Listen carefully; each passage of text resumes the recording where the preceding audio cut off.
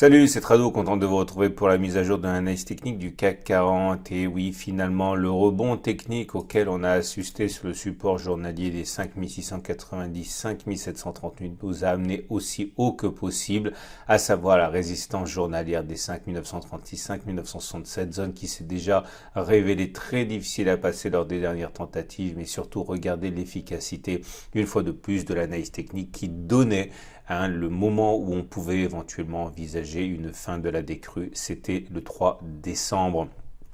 En attendant, ce qui justifie cette progression importante pour la séance de vendredi, c'est l'accord finalement de phase 1 qui a été trouvé entre les États-Unis et la Chine, qui donne naissance à l'ouverture de négociations pour la phase 2, et puis la victoire éclatante de Boris Johnson qui donne de la visibilité au marché, puisque comme vous le savez, la mise en application définitive de ce Brexit est maintenant très proche, à présent que Boris Johnson a les sièges et la légitimité pour le faire.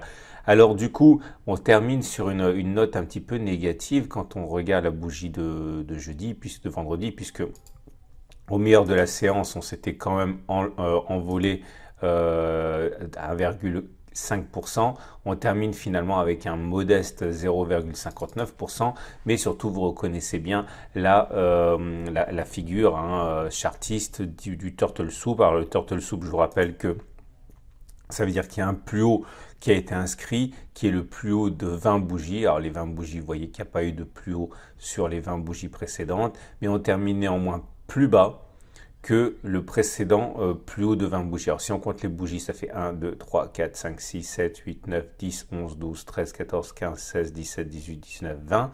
Voilà la distance, voilà les 20 bougies.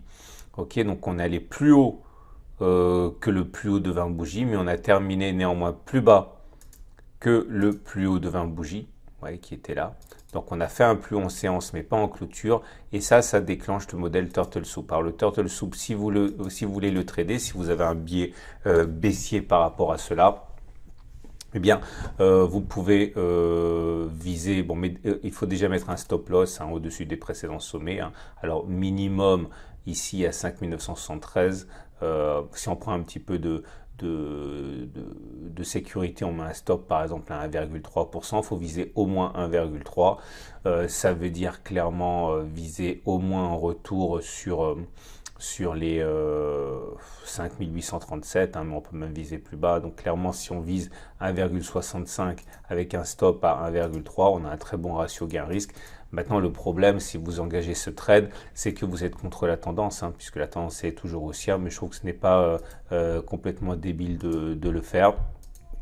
Maintenant, si vous avez plutôt un biais haussier, là par contre c'est un petit peu compliqué parce qu'on est au pied d'une résistance et vous voyez bien que cette résistance a fonctionné vendredi. Je préférerais à titre personnel effectivement acheter tant les marchés sont bien orientés et puis on parle de plus en plus d'un rallye de fin d'année. Ce que j'attends éventuellement, c'est que l'on clôture au-dessus de la résistance journalière, que l'on fasse notre throwback, et là à titre personnel je rentrerai en mettant un stop en dessous de la résistance qui sera devenue support et en visant, donc on verra ça plus tard. Mais en tout cas, je prends pas le swing baissier, mais je connais des copains, des confrères qui ont déjà entamé ce trade baissier sur la foi d'un signal ou d'un autre, en l'occurrence le Turtle Soup. Vous imaginez, tout le monde la voit cette résistance. Les indicateurs techniques, que ce soit la moyenne mobile à 20 jours ou la moyenne mobile à 7 jours ou la moyenne mobile à 50 jours vont dans le sens d'une rémission, puisque regardez, la moyenne mobile à 50 jours qui nous a sauvé déjà là, c'est pour ça que j'en parle beaucoup en ce moment, elle est haussière, donc la tendance de fond est haussière. La moyenne mobile à 7 jours qui est la tendance de très court terme est haussière également. Seule la moyenne mobile à 20 jours est baissière, on est au-dessus d'une M20 qui descend, ça veut dire qu'on est en tendance neutre. Moi j'attends avec impatience le résultat du balai M7 M20 qui est là. Donc ça veut dire clairement, si la M20 descend et que la M7 croise à la hausse, on aura un croisement haussier faible. Bon, c'est pas mal. On verra les implications plus tard, mais c'est pas aussi bon que si on a un croisement haussier fort. Alors pour avoir un croisement haussier fort, il faudrait que la M7 et la M20 monte en même temps avant de se croiser.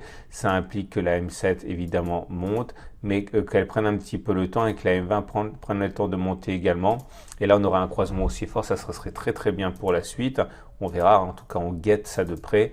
Regardez les bandes de Bollinger qui se mettent pour l'instant, c'est pas très clair, la M20, la Bollinger inférieure monte un petit peu, la Bollinger inférieure baisse un petit peu, mais globalement ça ressemble furieusement à un canal horizontal, hein. Donc peut-être qu'on est en train de préparer un trading range, un nouveau trading range qui nous amènerait donc, si vous avez bien compris, à descendre, remonter et puis redescendre, etc. entre les bandes de Bollinger notamment, hein. On verra ça de près, mais en tout cas, les bandes de Bollinger ne sont pas en situation haussière, hein, en situation de parallèle horizontal. Les indicateurs techniques, vous l'avez attendu, vous allez l'avoir. L'idée, c'est qu'on espérait que la contagion des indicateurs techniques rapides se fasse aux indicateurs techniques lents.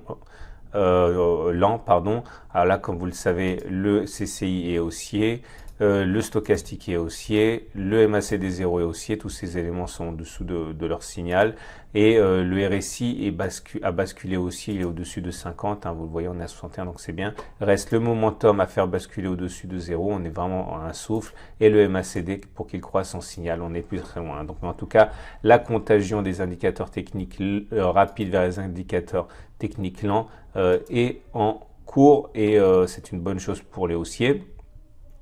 On va terminer comme il se doit par l'Ishimoku. Alors, je vais enlever des choses parce que sinon on ne comprend plus rien. Et c'est pas l'objet non plus de complexifier outre mesure un graphe et de l'alourdir. Donc voilà ce qu'il faut savoir. C'est une bonne nouvelle puisque je vous avais expliqué que le nuage, la tendance de fond donnée par le nuage était haussière. Regardez, la SSB recommence à monter. Donc ça c'est bien alors qu'elle était plate. La Tenkan recommence à monter, la Kijun recommence à monter, les cours sont bien au-dessus. En gros, ce qui nous bloque, c'est cette résistance, hein. Mais il y a des chances non négligeables, hein, pour que à terme, le bouchon saute, hein, parce que la tendance haussière amène qu'il va y avoir des coups de boutoir, hein, des cours contre la résistance journalière. C'est pour ça que je suis pas très à l'aise avec le swing baissier. Je préfère attendre, être dans de bonnes conditions pour faire un swing haussier. Mais j'insiste, il n'est pas stupide d'entamer un swing baissier du tout, hein. Voilà, je vous avais parlé de quelque chose à surveiller qui était l'oblique ici, ascendante, et sa confrontation avec la lagging span. Bon, pour l'instant, c'est pas d'actualité. Lorsque la lagging span cassera cet oblique, ce qui arrivera forcément, on risque d'avoir une baisse, mais pour l'instant, on s'en éloigne plutôt qu'on s'en rapproche. Donc, on le garde sous le coude.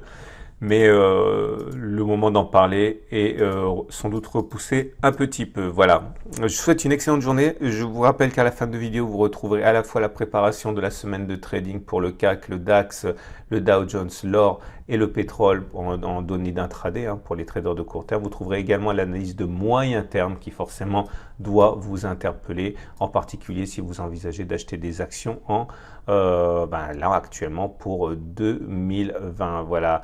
C'est à la fin de cette vidéo par incrustation. À demain pour la mise à jour.